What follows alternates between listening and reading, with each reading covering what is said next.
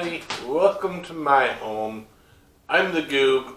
Princess went on vacation and took the TV with her and forgot that we were supposed to film today. So it's just me tonight. I got myself some peanut butter milk stout beer from Left Hand Brewing Company. Probably won't be any left for her to try. But I'm excited to try it. I love peanut butter. This is peanut butter cups. Clearly you can see the cups on the box, but they just call it peanut butter. Left Hand Brewing. It all started with a humble homebrew kit and the drive to make better beer. That's how a lot of these independent brewers start. They all say, well, we got a little homebrew kit, we're making beer ourselves and want to share it with everyone else. Tired of the same bland and dated choices everywhere, Air Force friends Eric Wallace and Dirk Dorr set out to make the kind of beer that excited them. Beer they wanted to drink. A hobby quickly became an obsession, and it wasn't long before Left Hand Brewing was born in Longmont, Colorado. Over 26 years later, they're still forging their own path, building community around better beer. Because to them, serving both is equally essential.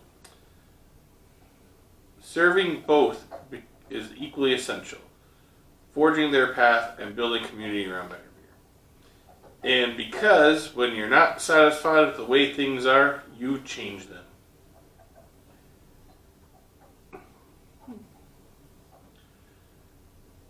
So yeah,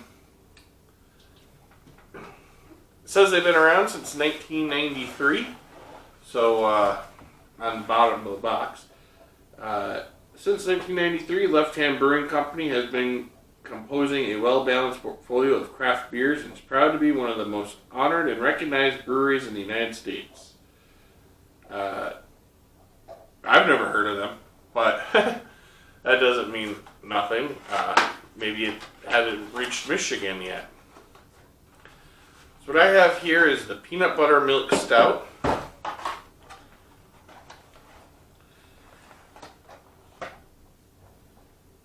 Stout with peanuts and natural peanut butter flavor added. Peanut butter milk stout, rich milk chocolate notes team up with peanut buttery perfection for a deliciously dark duo. Rhythm and blues, Batman and Robin, peanut butter and chocolate. These classic duos never go out of style. Enter peanut butter milk stout. They took the pure milk chocolate bliss of their classic milk stout and added peanut buttery goodness. It's like an adult peanut butter cup you can drink. It's rich and decadent on the palate and lusciously lingers into a nutty, dry finish. A perfect pair you'll want to share.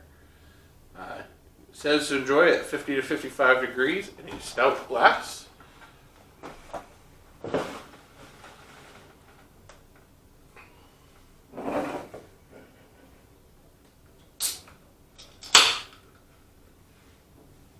Ooh, that smells so good. I already got hit with it, man.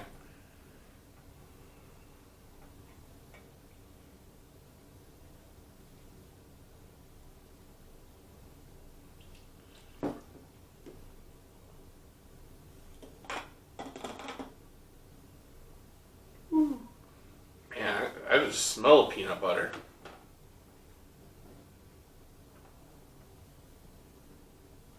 Oh, L'chaim, I guess, to nobody.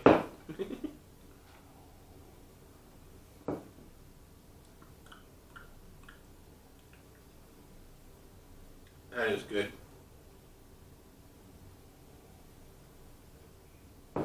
It's not as thick as you expect it to be, like a lot of stouts. Like what you just expect it to be so thick on the palate. I'm not tasting the peanut butter as much as I smell it.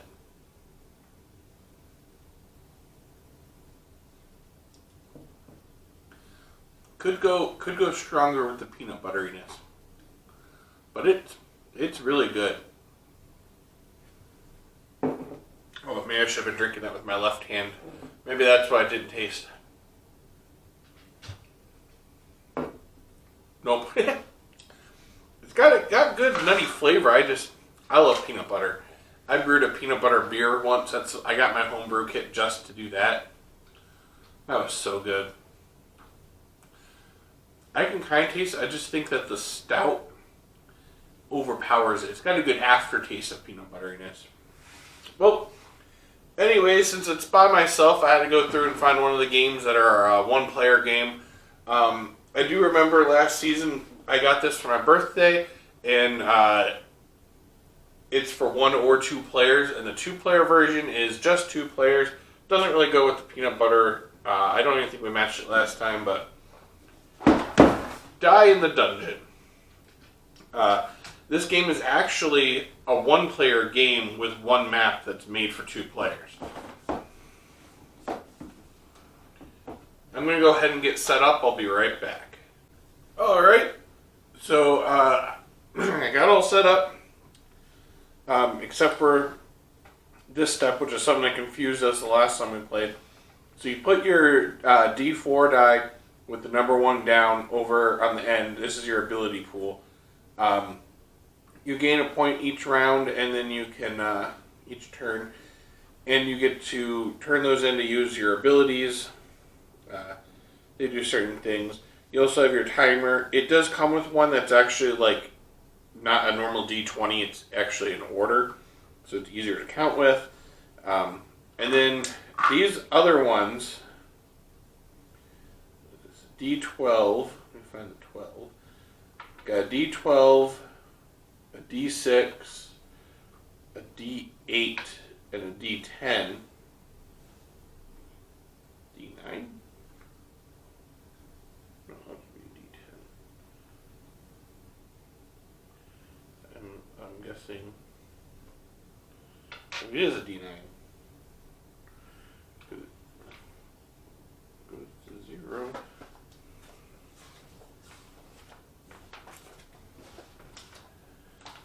I obviously don't play Dungeons and Dragons enough to know what all the die are.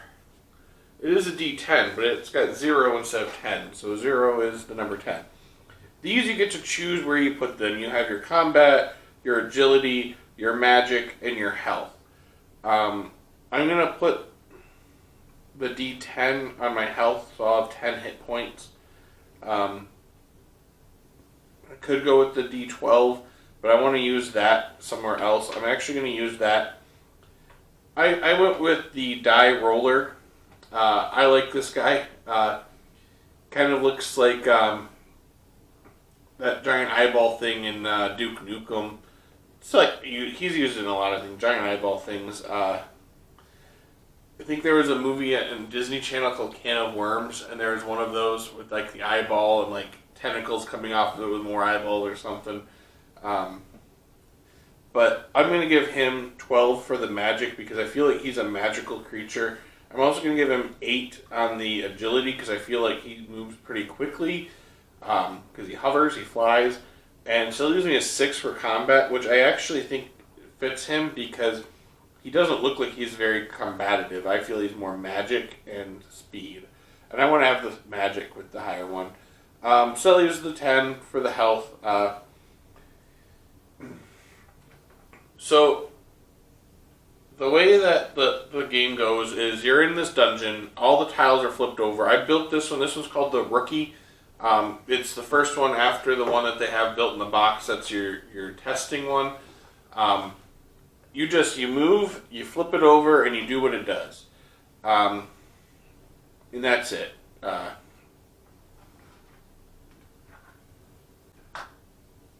You move on your turn to any tile that has not been explored yet. In this case, I'm going to go for these power-ups that are right next to me. So I'm going to start by heading down. So I got an ability token. This gives me 1 extra ability point that I can redeem, so technically I would have 2. Actually, turn sequence, gain 1 ability point. So I move this to 2. Optional rest. I can lose 3 times to gain the same amount of health. I don't need to gain any health, so I'm not going to lose any time. You may use one ability by spending your ability points. I'm not going to do that. Lose one time. So this goes down to 19. Choose an unexplored, unflipped tile that is adjacent to any previous explored tile. If the tile has a token, take it, then flip over the tile. If it has an action on it, complete it. So now I flip over this tile that I went to. Oh, lovely. Surprise. The heroes get 2 attack rounds prior to your first attack. Oh, that's fantastic. Looks like I have a wizard.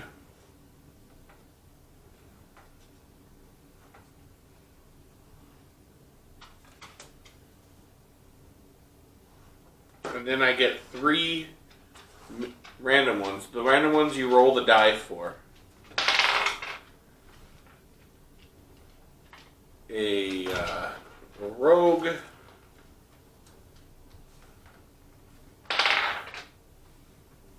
a second wizard,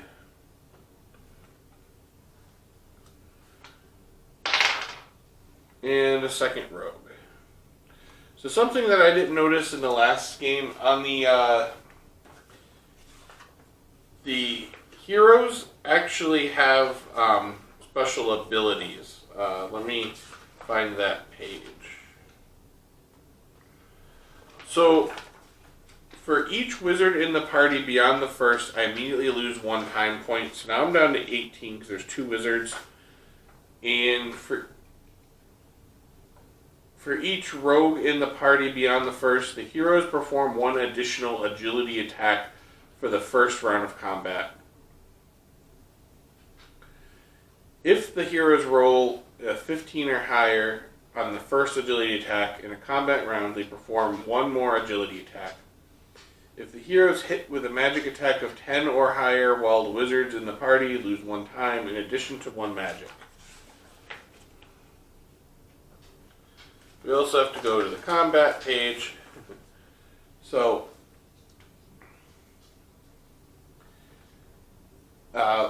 first, it goes in order, so there's a rogue. There's 2 rogues. If there's a rogue or assassin in the party, the heroes make 1 agility attack roll. The result is higher than your current agility value, or they roll the highest number on their die. The attack is successful and you lose 1 health. So, they're going to take their die, and they're only doing an agility attack. So, to determine which die I use, I add up all of their agility, so it's 8, 9, 10. So they use a D10.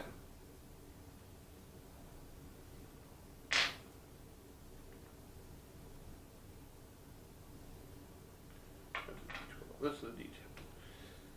My agility is only 8, so they have to roll a 9 or a 10 in order to do that. They rolled an 8. So it tied, so they were not successful. And it was not 10 or higher, so they don't get to do whatever that one was either.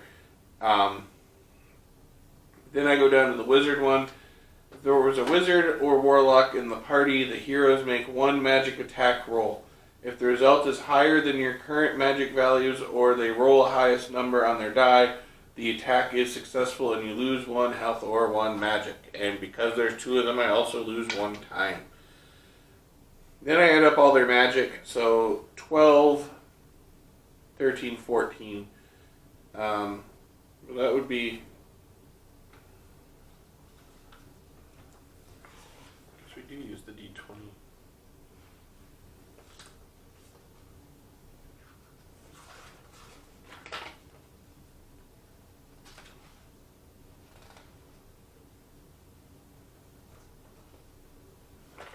Yep, I left it out because I didn't think we used it. So they get to attack me with a D20 on magic. Luckily my magic is a 12, so they have to roll a 12 or higher, which is pretty likely with a D20. But they only rolled a 6, so I was saved there. They were not successful in their attack. But now, because the heroes get 2 attack rounds prior to my first attack, so now I do the same thing over again.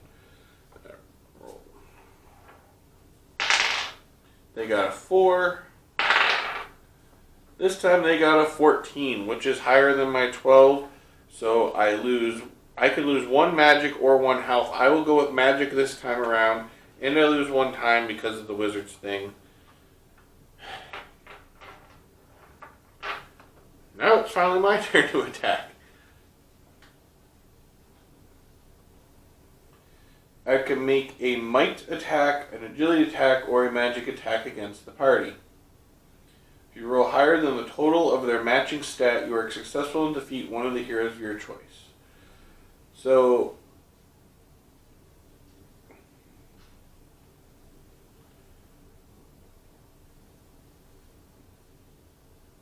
I guess I'm going to go with attacking their agility, but 8, 9, 10. I won't be able to. No matter what, I will never be able to roll higher than them. What's that about?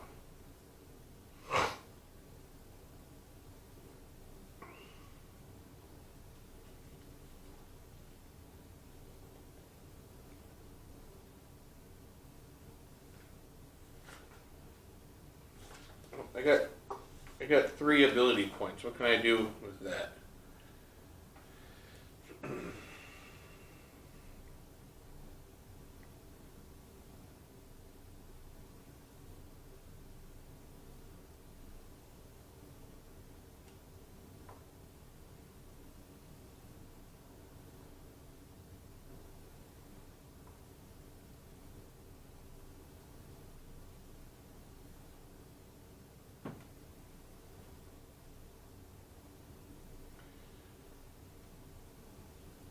I can do that, and that brings 6, 8. I guess what I'll do is I'll use my 3 ability points.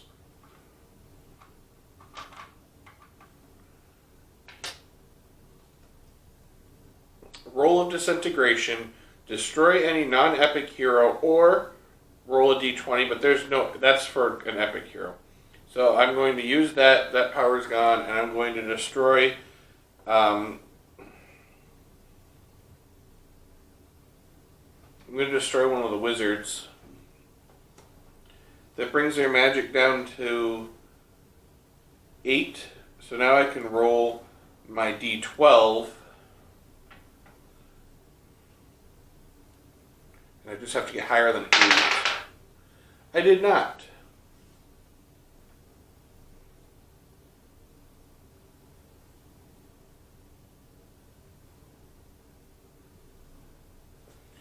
And then we keep on going. So now theirs is going to be slightly different because I took one of them out. So now their agility is still a d10 because they still have 9. They didn't lose much there. My agility is 8 to 7, so they didn't hit me there. Now they do a magic one. Now they only have 8, so they're only rolling a d8 for this one.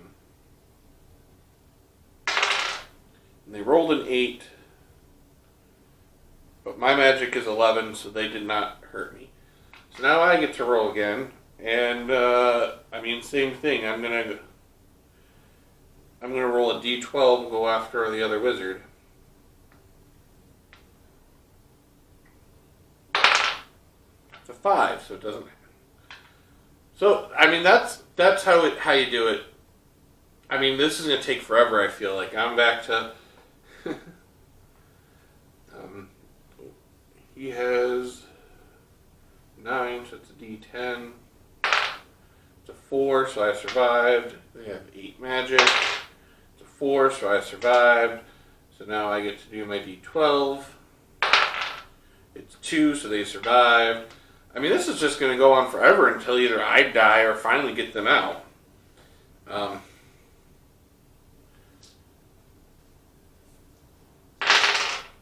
Neither one of those was higher than mine. An 8. If I tied it, but I can't. I have to.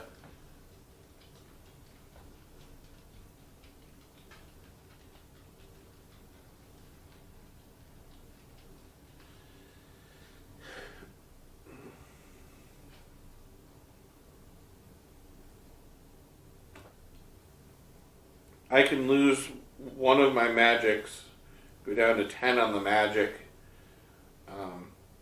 This becomes 9. And I'll take out one of their rogues to get their numbers down lower. Oh, I also, because I defeated that hero, you take these pips and you keep them out of the game. Then when you defeat one, you get to put it to a 1.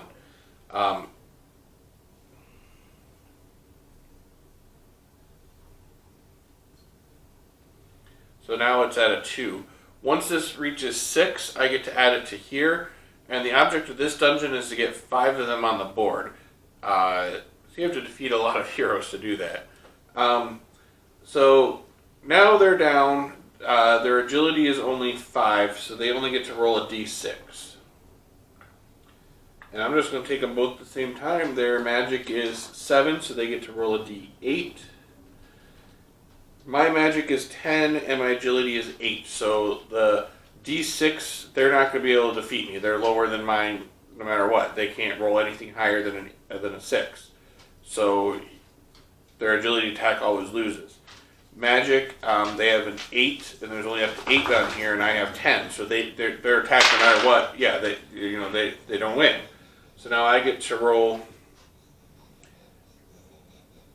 a d10 because my magic is down to 10. And I have to, for my magic, or I could do a d8, which is what I'm going to do. Let's do the d8. Because with the d8, they only have a 5. I have to roll something higher than a 5, which I did not. So again, they can't hit me, so their attacks are useless. I rolled a 5. I'm not going to go down again. I rolled a 2. Rolled a 1. Rolled a 5. 4. Finally, a 7. So now I get to defeat one of them. So let's get rid of the other wizard. Pip goes up to 3. He can't do anything. He's got a d4. His d4 is not going to affect my 8. He's never going to be able to roll higher than 8. I rolled a 2. Oh, at this point, I don't have to keep going out. I could go after his magic. What am I doing? I have a d10 for the magic. So let's switch to the d10, and his magic's only a 1. And I rolled a 7, so he was defeated.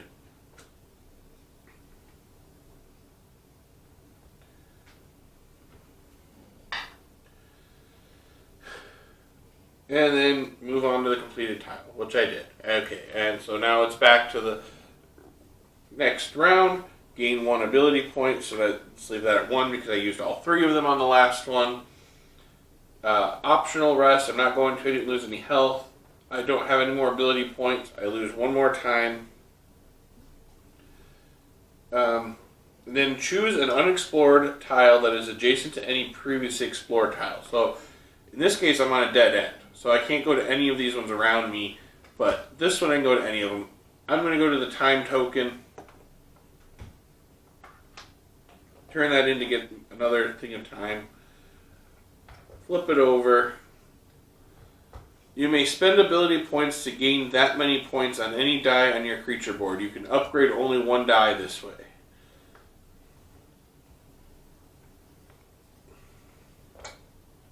No heroes this time around. I do have 1 ability point. I can use it. I can turn my D6 into a D8. So this becomes a 7 now. Now back down to 0 ability points.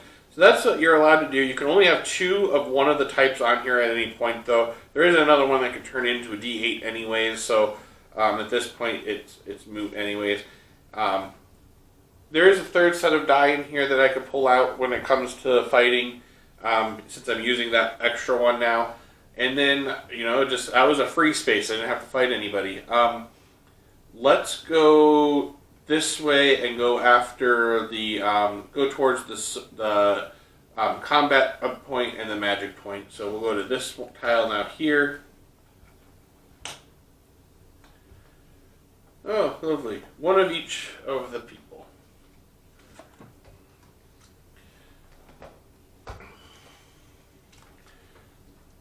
Alright, so there is isn't more than one of any of them, so that none of their abilities take into effect. So now they get to fight, and you go. There is a fighter in the thing. So first it's combat. Ooh, that's gonna kill me. 4, 5, 6, 7, 8, 9. So that's a D10. D10. So now they have to roll anything higher than a 7. It's a 3. Thank God, I was safe there. Then the rogue. The rogue uses agility. 4, 5, 6, 7, 8, 9. D10 again. With mine, anything higher than 8. They did not. It's a 1. Then we go to the wizard. The wizard has... Does cleric not fight? Cleric doesn't fight. He just helps them, I guess. Okay. And there's a wizard. So the wizard uses magic. 6, 7, 8, 9, 10. So D10. And it's a 7. And my magic is 10. So I'm safe. Now I get to fight them.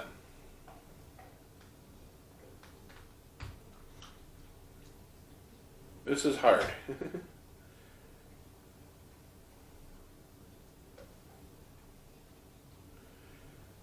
Yeah, like none of my. This is where I'm at again. Like, I can use my a D10 for magic,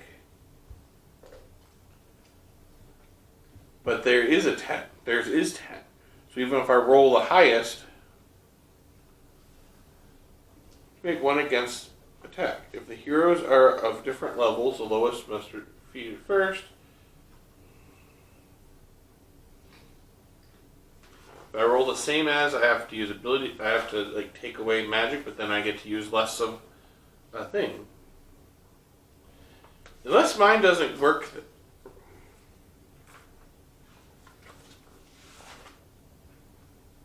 But it does. That's exactly how it works.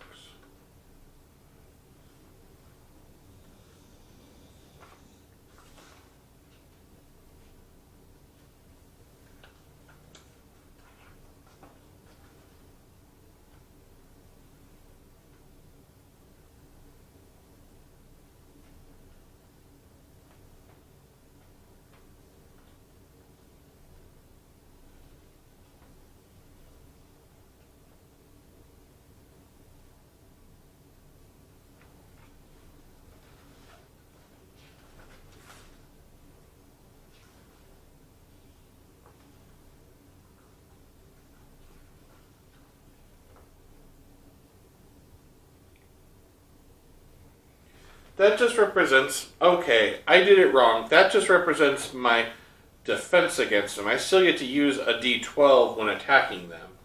So, I have to roll an 11 or a 12 if I'm using my magics, because they have a 10. And it's a 9, so I did not. So now it's their turn again. Let's just roll. What is it? We got 6. Okay. 1, 2, 3, 7, 8, 9. So D10. And they rolled a 9 on my combat, which defeats me. I'll go down in health. And their agility was 4, 5, 6, 7, 8, 9. So D10. It's an 8. They tied with me, so they don't defeat me on the agility. And then magic, which is 6, 7, 8, 9, 10. They roll a 5, which does not defeat my magic. I roll a D12. It's a 3. See, this is just going to take forever. It's fun if I'm playing by myself, but with filming, I don't want to keep going on. Obviously, it's really difficult to defeat them. So... It's a fun game, though. Like, I'm going to keep playing after I turn off the thing. Just for watching. Like, especially this one. This is it. Like, I'm going to keep going from each one, collect all the tokens, and try to defeat enough heroes to get enough of the dynamic dice, these little teeny tiny D6s. You need to get 5 of them to defeat this dungeon. There's, like, 13 different dungeons in here. As you saw in our last season, there is one map for 2 players. You can also create your own maps with it. They give you suggestions on how to do that. This one uses mostly all level 1 with a couple level 2 spots. I just didn't realize how difficult. I think we did something. We must have done something wrong last time. I'm not sure, but anyways, this is a fun game. Great beer. Thanks for coming. If you haven't already, please hit that like button, that share button. Hit the subscribe button if you're not already subscribed. And yeah, thanks for coming. Cheers.